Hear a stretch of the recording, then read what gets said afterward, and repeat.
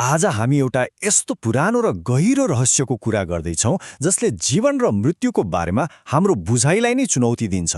भनिन्छ गौतम बुद्धले आफ्नो अन्तिम क्षणमा यही रहस्यको प्रयोग गरेर मृत्युलाई जितेका थिए। आखिर के थियो त त्यो विधि? यो प्रश्न सुन्दा जति असम्भव लाग्छ, यसको कथा त्यति नै रहस्यमय छ।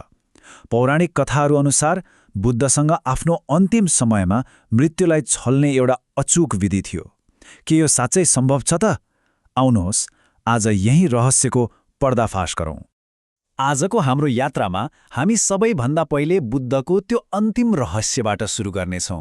त्यसपछि स्थिरताको त्यो अचम्मको सूत्र अनि शरीरभित्रको यात्रा हुँदै हामी निर्वाणको वास्तविक अर्थसम्म पुग्ने कोसिस गर्नेछौँ। आउनुहोस् एकछिन बुद्धको जीवनको त्यो अन्तिम दिनको कल्पना गरौँ। उनको देहत्याग कुनै साधारण घटना थिएन। त्यो त वर्षौंको साधनापछिको एउटा सचेत निर्णय थियो, एक प्रक्रिया जसलाई निर्वाण भनियो। तर यो सामान्य मृत्युभन्दा कसरी फरक थियो? खास रहस्य त यही छ। कथाले भन्छ जब मृत्यु आइपुग्यो बुद्ध त्यहाँ थिएनन्। मतलब उनी केवल मरेनन्, बरु उनले एउटा विशेष विधिको प्रयोग गरेर आफ्नो चेतनालाई भौतिक शरीरबाट पहिल्यै अलग गरिसकेका थिए। त्यसो भए यो गहिरो ज्ञान आयो कहाँबाट? यसको स्रोत एउटा प्राचीन ग्रन्थ विज्ञान भैरवतन्त्रमा लुकेको छ। भनिन्छ त्यही ग्रन्थको एउटा विशेष सूत्रले बुद्धलाई यो मार्ग देखाएको थियो। सुन्दा त कति सरल छ है। आँखा बन्द गर र भित्र हेर। तर यही साधारण देखिने वाक्यभित्र एउटा यस्तो शक्तिशाली विधि लुकेको छ जसले हाम्रो चेतनालाई शरीर र मनको सबै बन्धनबाट मुक्त गराउन सक्छ। अब यहाँ एउटा एकदमै महत्त्वपूर्ण कुरा बुझ्न जरुरी छ। हामीले सोच्ने आँखा बन्द गर्नु र त्यो सूत्रले भनेको स्थिरतामा आकाश जमिनको फरक छ। साधारणतया आँखा बन्द गर्दा हाम्रो मनमा हजारौं विचार र दृश्यहरू दौडिरहेका हुन्छन्। तर साँचो स्थिरतामा त आँखा यति स्थिर हुन्छन् कि मानौ ती ढुङ्गाका हुन्, जहाँ कुनै भित्री हलचल हुँदैन, केवल शून्यता हुन्छ। ल त्यो भित्री स्थिरता कसरी हासिल गर्ने त? यो सूत्रले हामीलाई एउटा ध्यान प्रक्रियामा लैजान्छ, आफ्नै शरीरभित्रको एउटा अनौठो यात्रामा। यो प्रक्रिया एकदमै मेथोडिकल छ। सोचौँ त, आफ्नो सारा ध्यान खुट्टाको बुढी औँलामा केन्द्रित गर्ने, यतिसम्म कि शरीरमा त्यो औँला बाहेक अरू केही छ जस्तो नै नलागोस्। अनि त्यहाँबाट एकदमै बिस्तारै एक एक अङ्ग हुँदै आफ्नो चेतनाको यात्रालाई शरीरको टुप्पोसम्म पुर्याउने। जब यो अभ्यास गहिरिँदै जान्छ नि, तब एउटा गजबको कुरा घट्न थाल्छ।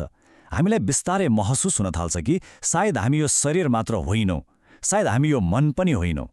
यसपछिको चरण बुझ्नको लागि यो एउटा सिद्धान्त नै चाबी हो। जो हेरिरहेको छ त्यो कहिले हेरिएको वस्तु हुन सक्दैन। यो सुन्दा जति सामान्य लाग्छ, यसले हाम्रो पहिचानको जग नै हल्लाइदिन सक्छ। ल यही कुरालाई लागू गरौँ। यदि आफ्नो शरीरलाई भित्रबाट अवलोकन गर्न सकिन्छ भने त्यो अवलोकन गर्ने चेतना शरीर त पक्कै होइन। शरीर त एउटा घर जस्तो मात्र भयो। त्यसैगरी जब आफ्नो मनका विचार र भावनाहरूलाई पनि हेर्न सकिन्छ, तब यो पनि स्पष्ट हुन्छ कि हामी त्यो मन पनि होइनौँ। त्यसो भए प्रश्न उठ्छ, यदि शरीर पनि होइन, मन पनि होइन भने आखिर बाँकी के रह्यो त? हो, त्यही अवलोकन गर्ने चेतना, त्यो हेर्नेवाला। त्यसलाई नै भनिन्छ साक्षी। यो साक्षी भन्ने अनुभव सुन्दा त निकै गहिरो लाग्छ। तर के तर्कले यसलाई मान्छ त?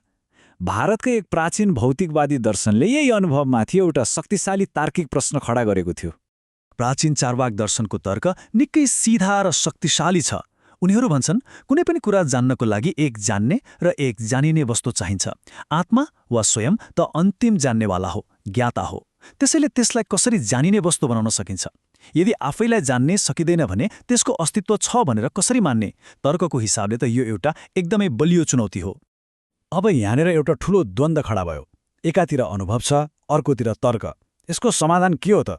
यसको जवाफको लागि हामी फेरि बुद्धकै अन्तिम क्षणतिर फर्कनुपर्छ।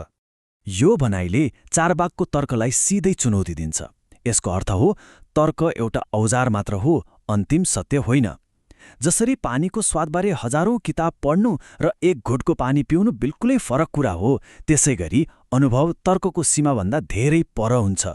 त्यसैले अन्तिम लक्ष्य आफैलाई जान्ने विषय बनाउनु होइन, बरु केवल स्वयं हुनु हो। चेतनाको एउटा यस्तो अवस्था जहाँ जान्ने र जानिनेको भेद नै मेटिन्छ। हो, त्यहाँ शब्द र तर्क दुवै मौन हुन्छन् र केवल शुद्ध अस्तित्व बाँकी रहन्छ। अब यो सबै कुरालाई जोडेर हेरौँ बुद्धले अन्तिम क्षणमा के गरे। पहिलो, उनले आँखा बन्द गरे। दोस्रो, उनले आँखालाई पूर्ण स्थिर बनाए, त्यही स्थिरताको सूत्रको प्रयोग गरेर। तेस्रो, उनले आफ्नो शरीरलाई भित्रबाट अवलोकन गरे, आफूलाई साक्षीको रूपमा स्थापित गरे। र अन्तमा चौथो चरणमा उनी आफ्नो त्यही मूल स्रोत, त्यो शुद्ध चेतनामा फर्किए।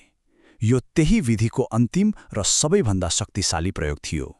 र यसरी हाम्रो सुरुको रहस्यको पर्दा उठ्छ। जब मृत्यु आयो, बुद्धको भौतिक शरीर त त्यहाँ थियो, तर बुद्ध त्यहाँ थिएनन्। उनी शरीर र मनको सीमाभन्दा धेरै पर निर्वाणमा विलीन भइसकेका थिए। उनले मृत्युलाई छलेका थिए। र अन्त्यमा यही एउटा प्रश्नमाथि सोचौँ, यदि हामी शरीर होइनौँ, मन पनि होइनौँ भने यो भित्री यात्राले हामीलाई आखिर कहाँ पुर्याउँछ त? यसको अन्तिम गन्तव्य के होला? यो प्रश्नको जवाब सायद शब्दमा होइन, हरेकले आफै भित्रको यात्रामा खोज्नुपर्ने हुन्छ।